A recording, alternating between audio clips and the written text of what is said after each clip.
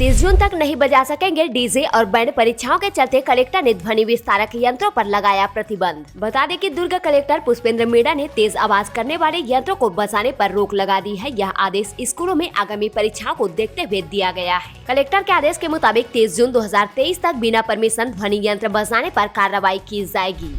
सरकार ने राज्यपाल को दी विदाई, माना रनवे पर दिया गया गार्ड ऑफ ऑनर। मुख्यमंत्री भूपेश बघेल जहाज तक गए छोड़ने। बता दें कि राज्यपाल अनुसुईया उइके की सोमवार को छत्तीसगढ़ से विदाई हो गई। माना स्थित स्टैंड हैंगर पर उनको विदा करने पूरी सरकार पहुंची। रनवे पर राज्य पुलिस के जवानों ने गार्ड ऑफ ऑनर दिया। उसके बाद मुख्यमंत्री भूपेश बघेल उन्हें जहाज तक छोड़ने पहुँचे। उइके को मणिपुर का राज्यपाल बनाया गया है। वे यहाँ से दिल्ली होकर मणिपुर के लिए रवाना हुई है। सीएम भूपेश बघेल ने किया नवनिर्मित सर्किट हाउस का लोकार्पण। 24 करोड़ की इमारत की ये है खासियत। बता दें कि मुख्यमंत्री भूपेश बघेल ने मंगलवार को नया रायपुर में नवनिर्मित सर्किट हाउस का लोकार्पण किया। सीएम भूपेश बघेल ने सेक्टर 24 में नवनिर्मित सर्किट हाउस का निरीक्षण भी किया। इस मौके पर मंत्री ताम्रध्वज साहू, रविंद्र चौबे, कवासी लखमा समेत अन्य जनप्रतिनिधि तथा अधिकारी भी मौजूद रहे। बता दें कि नवनिर्मित सर्किट हाउस का निर्माण 2 एकड़ क्षेत्र में 24 करोड़ रुपए की लागत से हुआ है। छात्राओं को मेला घुमाने ले गए प्रिंसिपल तो मचा बवाल। दूसरे दिन लौटी छात्राओं को हॉस्टल वार्डन ने नहीं आने दिया अंदर। बता दें कि मुंगेली जिले के लोरबी स्थित एकलव्य आदर्श आवासीय विद्यालय में छात्र छात्राओं ने अव्यवस्था को लेकर स्कूल में ताला जड़ दिया है। वे मंगलवार सुबह से सैकड़ों की संख्या में धरने पर बैठे हुए हैं। मामला हॉस्टल से 6 छात्राओं के बिना किसी को बताए गायब रहने का है। ऐसे में छात्र बॉयज और गर्ल्स हॉस्टल वार्डन पर लापरवाही और बदसलूकी करने का आरोप लगाते हुए उन्हें हटाने की मांग पर अड़ गए हैं। बता दें कि बच्चे अधीक्षिका रीता डिंडोरी और अधीक्षक अश्विनी बंजारे को हटाने की मांग कर रहे हैं। बच्चों ने बालक और बालिका छात्रावास के अधीक्षक और अधीक्षिका पर गाली गलौज करने का भी आरोप लगाया है। उन्होंने कहा कि वे बात बात पर बदसलूकी करते हैं और कुछ पूछने पर प्रताड़ित भी करते हैं। उन्हें हॉस्टल में खाना भी अच्छा नहीं मिलता है, साथ ही बहुत अव्यवस्था है। वही छात्राओं ने कहा कि उनकी अधीक्षिका ने उन पर परमिशन नहीं लेने का झूठा आरोप लगाते हुए आला अधिकारियों से शिकायत की है, जो कि गलत है। मकान तोड़ा तो मिली तिजोरी, खजाने की अफवाह फैली। तात्यापारा में जमा हो गई भीड़, पुलिस ने थाने ले जाकर खोली तो निकली खाली। बता दें कि राजधानी रायपुर के तात्यापारा इलाके में खुदाई के दौरान एक तिजोरी मिली है। यह तिजोरी कई साल पुरानी जर्जर मकान के अंदर से बरामद हुई है। फिलहाल मौदहापारा थाना पुलिस ने तिजोरी को जब्त कर लिया है। साथ ही जमीन मालिक और तिजोरी से जुड़े एक अन्य व्यक्ति को पुलिस थाने में बुलवाया गया था। इसके बाद पुलिस ने जाँच की, मगर इसके अंदर से कुछ भी बरामद नहीं हुआ है। तिजोरी खाली थी।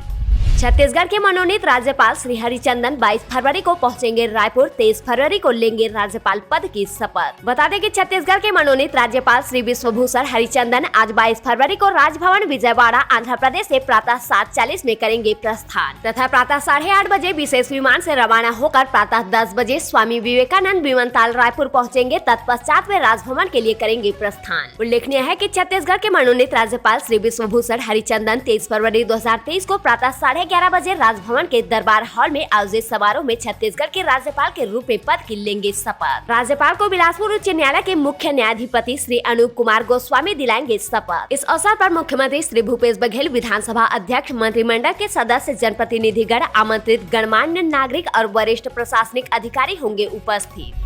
राज्य सरकार का बड़ा फैसला, वेतन भत्तों में होगा इजाफा, इन्हें मिलेगा लाभ, कैबिनेट की मंजूरी। बता दें कि आगामी चुनाव से पहले छत्तीसगढ़ की भूपेश सरकार ने युवाओं, विधायकों, किसानों और आम जनता को बड़ा तोहफा दिया है। सोमवार को सीएम भूपेश बघेल की अध्यक्षता में हुई कैबिनेट की बैठक में 1 दर्जन से ज्यादा फैसलों को मंजूरी दी गई है। इसमें सबसे अहम छत्तीसगढ़ के बेरोजगार युवाओं को नए सत्र में बेरोजगारी भत्ता देने का रास्ता साफ हो गया है। बता दें कि मुख्यमंत्री भूपेश बघेल की अध्यक्षता में सोमवार को हुई राज्य मंत्री परिषद की बैठक में रोजगारी भत्ता देने के प्रस्ताव को मंजूरी दे दी गई है। इसके तहत छत्तीसगढ़ सरकार की ओर से बेरोजगारों के हित में एक बड़ा फैसला लेते हुए प्रदेश के बेरोजगार युवाओं को बेरोजगारी भत्ता प्रदान करने का महत्वपूर्ण निर्णय लिया गया। बता दें कि यह रकम कितनी होगी अभी से सरकार ने अधिकृत तौर पर नहीं बताया है। बताया गया है कि यह अगले महीने प्रस्तावित राज्य बजट में आएगा।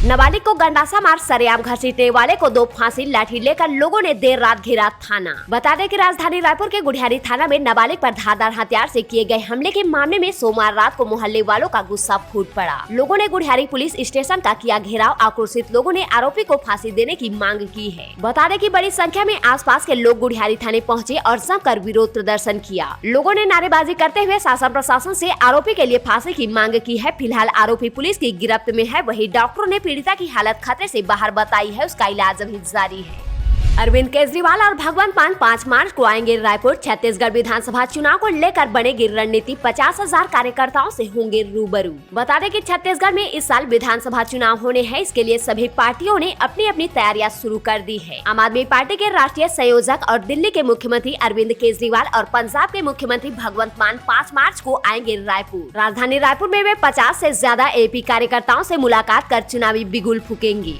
राशन वितरण में गड़बड़ी, गरीबों को नहीं मिल पा रहा सरकार की योजनाओं का लाभ, कौन डकार रहा है हितग्राहियों का राशन। बता दें कि मोदी सरकार ने हमेशा हर वर्ग के लोगों के लिए कई तरह की योजनाएं शुरू की ताकि गरीबी रेखा के नीचे जीवन यापन करने वाले लोगों को किसी भी तरह की मुश्किलें न हो, जिसके लिए मोदी सरकार द्वारा कई तरह की योजनाएं संचालित की जा रही है। जिनमें सबसे महत्वपूर्ण योजना है सोसाइटी के माध्यम से 1 रुपए किलो की दर से राशन उपलब्ध कराना, जिससे गरीब परिवारों की रसोई में अनाज पहुँच सके। लेकिन राशन खोरों की वजह से अब हितग्राहियों को उनके हक की राशन भी नहीं मिल पा रही है।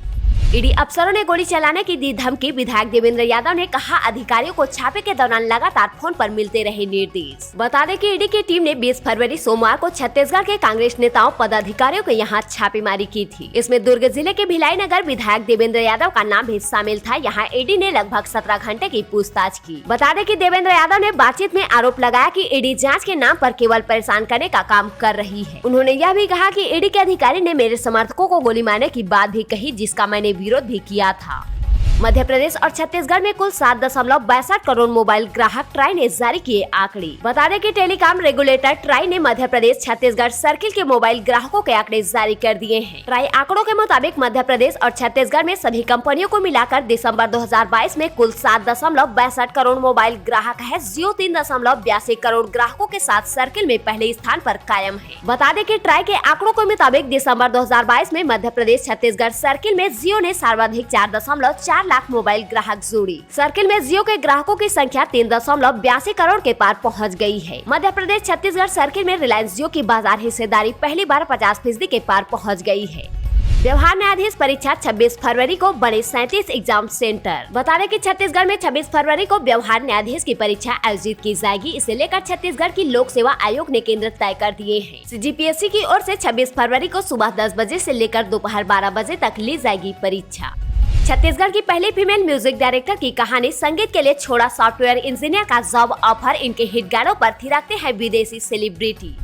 अयोध्या से रायपुर आ रही यात्री बस पलटी, 14 तीर्थयात्री घायल। बस में 60 से 70 यात्री थे सवार। तेज रफ्तार ट्रक से बसने में हुआ हादसा। बता दें कि गौरेला पेंड्रा मरवाही जिले में मंगलवार सुबह तीर्थयात्रियों से भरी एक यात्री बस अनियंत्रित होकर पलट गई। हादसे में 14 लोग घायल हो गए हैं। बस में करीब 60 से 70 यात्री सवार थे जो अयोध्या से रायपुर के लिए निकले थे। एक डॉक्टर ऐसे भी जो 1 रुपए में करते हैं इलाज, दवा मुफ्त। अंबेडकर अस्पताल के सीएमओ डॉक्टर विनय वर्मा ने की अनोखी शुरुआत। बता दें कि बढ़ती महंगाई के साथ आज के समय में इलाज करना भी महंगा हो गया है। राशन से लेकर दवा तक के दाम बढ़ गए हैं। इलाज में लगने वाले खर्च भी बढ़ते जा रहे हैं। ऐसे में राजधानी के डॉक्टर विनय वर्मा प्रदेश के सबसे बड़े सरकारी अंबेडकर अस्पताल के सीएमओ के पद पर कार्यरत है। इसके साथ ही वे 1 रुपए वाला क्लिनिक भी चलाते हैं। क्लिनिक आने वाले मरीजों का 1 रुपए में उपचार करते हैं। वही जो राशि मिलती है उसे भी समाज सेवा में खर्च कर देते हैं।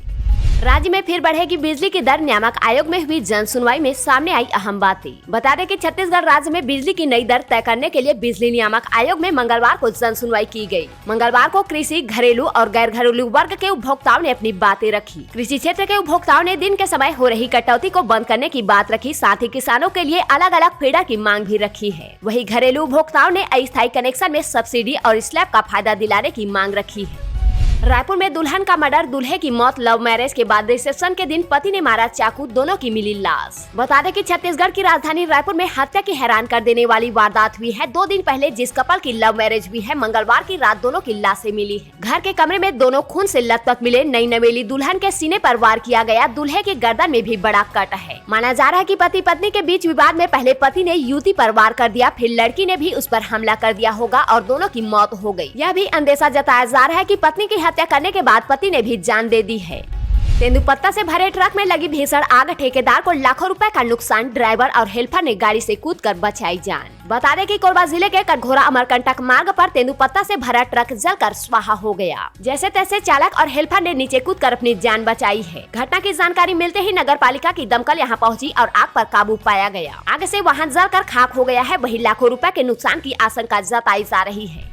सबका भविष्य जानने वाले बाबा जी खुद अपने भाई का भविष्य नहीं जान पाए, पंडित धीरेन्द्र शास्त्री पर आचार्य प्रमोद कृष्णम का तंज। बता दें कि बागेश्वर धाम के सरकार पीठाधीश्वर धीरेन्द्र शास्त्री के छोटे भाई सालीराम पर दलित परिवार की शादी में हंगामा करने के मामले को लेकर मामला दर्ज किया गया है। इस घटना का वीडियो वायरल होने के बाद से पंडित धीरेन्द्र कई लोगों के निशाने पर आ गए हैं। इसी कड़ी में आचार्य प्रमोद कृष्णम ने भी धीरेन्द्र शास्त्री पर तंज कसते हुए निशाना साधा है।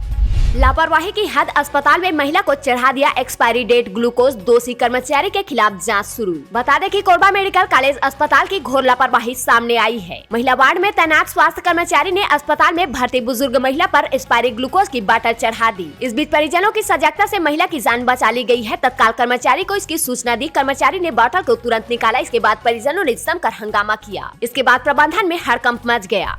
स्वीकृति के 7 साल बाद भी शुरू नहीं हो पाया बाईपास का काम। 9 किलोमीटर के लिए मिली थी 70 करोड़ की मंजूरी। बता दें कि कोंडागांव जिला मुख्यालय के बीचों बीच से होकर गुजरने वाली राष्ट्रीय राजमार्ग 30 में नगरीय इलाकों में लगातार यातायात के दबाव को देखते हुए वर्ष 2015-16 में 70 करोड़ की लागत से लगभग 9 किलोमीटर के बाईपास की स्वीकृति मिली थी, जिसमें सर्वे आदि की प्रक्रिया होने के बाद से इसमें निर्माण कार्य शुरू होना था। मगर इस सर्वे मार्ग में वन भूमि आने के कारण यह मामला ठंडे बस्ती में चला गया, जो कि आज तक नहीं सुलझ पाया है, जिसके चलते स्वीकृत बाईपास में निर्माण कार्य 7 बरस बीत जाने के बाद भी शुरू नहीं हो पाया है।